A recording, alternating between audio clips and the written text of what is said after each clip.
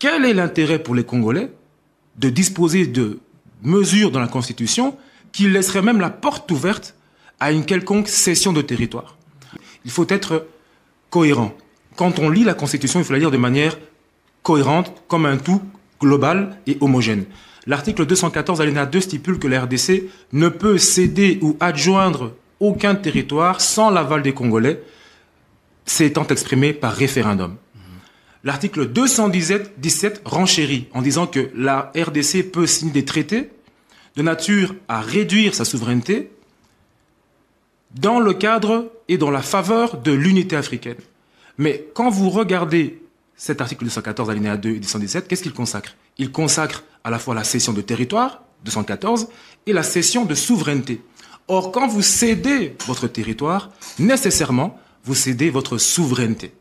Je ne dis pas que la cession de souveraineté est toujours une question de territoire, mais je dis que la cession de territoire est toujours une question de souveraineté et que laisser la brèche à cette opportunité n'est même pas quelque chose d'envisageable dans le contexte congolais, sachant que nous sommes un pays avec 9 pays limitrophes, sachant que nous avons un conflit qui dure depuis plus de 2 décennies, sachant que nous sommes un pays convoité. Aujourd'hui, la cession de territoire, nous savons que les États se font et se défendent par 3 moyens. Cession, annexion, conquête. Notre constitution actuelle, oui ou non, est-ce qu'elle permet et évoque le principe de céder un territoire? Oui, elle le permet. Les opposants le savent. C'est assorti des conditions. Mais elle le permet tout de même. On ne va pas commencer à tergiverser, ne soyons pas hypocrites. Nous savons tous que notre constitution est une constitution qui émane de l'étranger. Bien sûr, c'est pas 500 Français qui sont venus à l'Assemblée pour rédiger la Constitution. Mais nous savons tous que, les États africains ont essentiellement des constitutions qui sont copiées-collées des États qui les ont colonisés.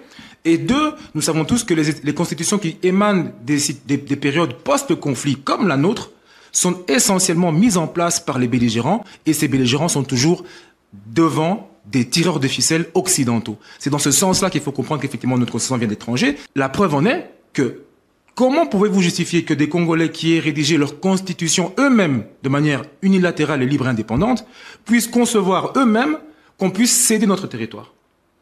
Comment est-ce possible qu'un Congolais, un législateur congolais, indépendant, n'étant pas influencé par des belligérants, par des Européens, puisse lui-même penser à céder un territoire? C'est bel et bien la preuve que cette constitution a bien des influences étrangères et qu'il y a des pièges dans cette constitution qu'il faut remanier. Et vous dites qu'effectivement, il y a des verrous qui sont mis en place, mais la révision de la Constitution est également un verrou. Par ailleurs, je rappelle que le chef de l'État a été élu sur base de cette même volonté de réviser la Constitution. Les Congolais ont élu le chef de l'État Tshisekedi, sachant bien qu'il allait réviser la Constitution, puisqu'il l'a dit maintes et maintes fois avant les élections.